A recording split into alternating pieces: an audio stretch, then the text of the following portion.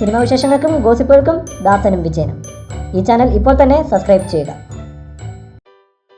മമ്മൂട്ടിയെക്കുറിച്ച് വാചാലനായി സത്യരാജ് മമ്മൂട്ടിയെക്കുറിച്ച് ഒരിക്കൽ പറഞ്ഞത് കേട്ടാൽ ഒരുപക്ഷെ മമ്മൂട്ടി ആരാധകർക്ക് മാത്രമല്ല മലയാള സിനിമാ പ്രേക്ഷകർക്കും രോമാഞ്ചം വരും.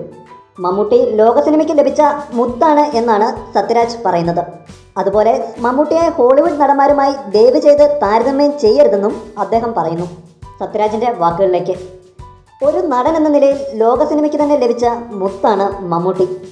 ലോകത്തിലെ തന്നെ മികച്ച നടന്മാരിൽ ഒരാളാണ് അദ്ദേഹം.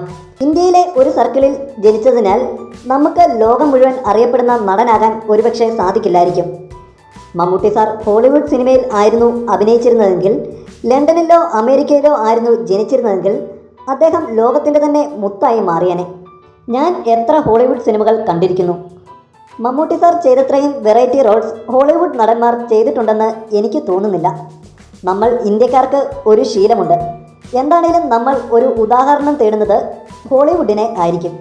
ഓസ്കാർ അവാർഡ്, അതുപോലെ നമ്മളുടെ ഇൻഡസ്ട്രിയിൽ ആരെങ്കിലും നന്നായി അഭിനയിച്ചാൽ പിന്നെ സൗത്ത് ഇന്ത്യയുടെ മെർലിൻ ബ്രാൻഡോ എന്നൊക്കെ വിളിക്കുക തുടങ്ങി അങ്ങനെ നീളും ആ ശീലങ്ങൾ.